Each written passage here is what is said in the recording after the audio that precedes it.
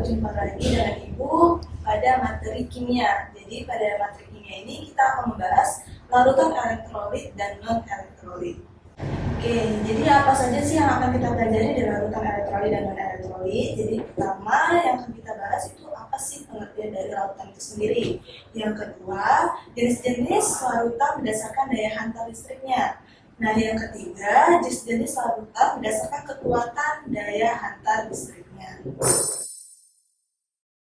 Oke, jadi sebelum kita masuk ke dalam larutan elektrolit dan non-elektrolit, nah, anak-anak pernah nggak sih melihat ada bapak-bapak yang memancing ikan di sungai dengan menggunakan alat setrum? Nah, begitu juga dengan ketika hujan, kenapa kita ketika hujan tidak boleh berlindung di bawah pohon? Nah, ada pula juga dengan larutan garam yang dapat menghantarkan listrik, sedangkan larutan gula tidak dapat menghantarkan listrik. Oke, jadi jenis-jenis larutan itu dibagi menjadi dua berdasarkan daya hantar listriknya. Jadi yang pertama larutan elektrolit dan larutan non-elektrolit, di mana larutan elektrolit dapat menghantarkan listrik, sedangkan larutan non-elektrolit tidak dapat menghantarkan listrik. Nah, maka dari itu ketika hujan kita tidak dibolehkan berlindung di bawah pohon, ditakutkan nantinya bisa tersambar petir karena petir itu bisa merambat dari pohon, menyambar pohon dan menyentuh ke kitanya.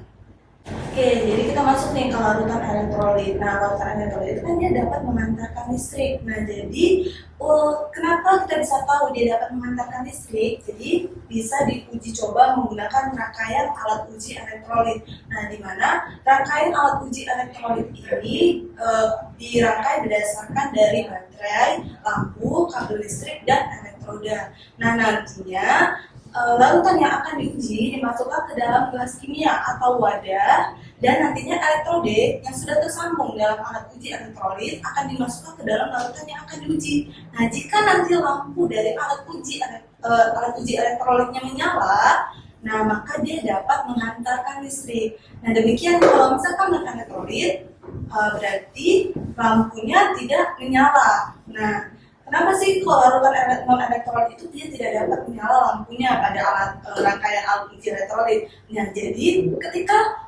larutan non-elektrolit itu dia molekulnya tidak dapat terionisasi. Jadi dia tidak dapat berubah menjadi ion-ion. Nah, karena ion-ion inilah yang nantinya menghantarkan listrik. Nah, jadi dari ion-ion ini dapat menghantarkan listrik, makanya lampu dari alat uji elektrolitnya itu dapat menyala.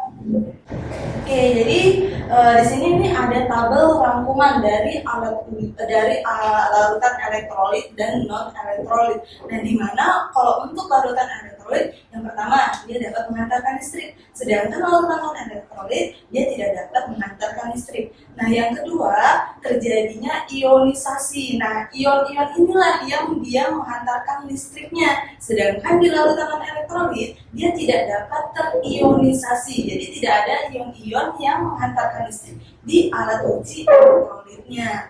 Nah, yang ketiga, lampu dapat menyala dan terdapat gelembung-gelembung gas di elektrodenya. Jadi ini ciri-ciri dari larutan elektrolit pada rangkaian alat uji elektrolitnya. Jadi ketika lampu menyala dan ada gelembung-gelembung gas di elektrodenya, berarti dia termasuk ke dalam larutan elektrolit. Nah, begitu pula kalau misalkan larutan elektrolit, berarti lampunya tidak menyala dan tidak ada gelembung gas di elektrodenya. Oke, jadi larutan juga dibagi berdasarkan kekuatan daya hantar listriknya. Ada larutan elektrolit kuat dan larutan elektrolit lemah. Di mana untuk larutan elektrolit kuat, daya hantar listriknya kuat. Nah, sedangkan untuk larutan elektrolit lemah, daya hantar listriknya lemah atau dia sebagian muncul efek dari rangkaian alat uji elektrolitnya. Nah, kita masuk nih yang pertama, larutan elektrolit kuat. Jadi, kalau untuk larutan elektrolit kuat, ciri-ciri yang terjadi pada larutan yang akan diujikan dalam alat uji elektrolit, yang pertama, lampunya menyala terang. Nah, ketika lampu menyala terang, dia juga terdapat gelembung-gelembung gas yang banyak, timbul banyak gelembung-gelembung gas di sekitar elektrodenya. Nah, jadi ketika dua ciri-ciri itu terjadi, maka dia termasuk ke dalam larutan elektrolit kuat. Nah, mengapa terjadi demikian? Karena pada larutan elektrolit kuat, seluruh molekulnya terionisasi menjadi ion-ion yang dapat menghantarkan listrik. Nah, ion-ion inilah yang dapat menghantarkan listrik yang menimbulkan gejala pada rangkaian alat uji elektrolitnya. Nah, contohnya adalah NaCl. Nah, jadi senyawa yang termasuk dalam larutan elektrolit kuat itu ada asam kuat, basa kuat, dan garam. Nah, NaCl ini garam, jadi dia termasuk ke dalam contoh garam.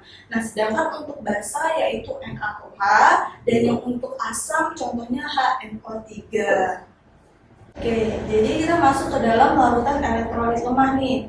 Jadi dalam larutan elektrolit lemah, ketika kita uji menggunakan alat uji elektrolit, maka gejala yang timbul pada rangkaian alat ujinya yaitu lampunya menyala redup atau sebagian lemah dan sedikit timbulnya gelembung-gelembung gas di sekitar elektrode. Nah, kenapa sih kok jadi demikian gitu?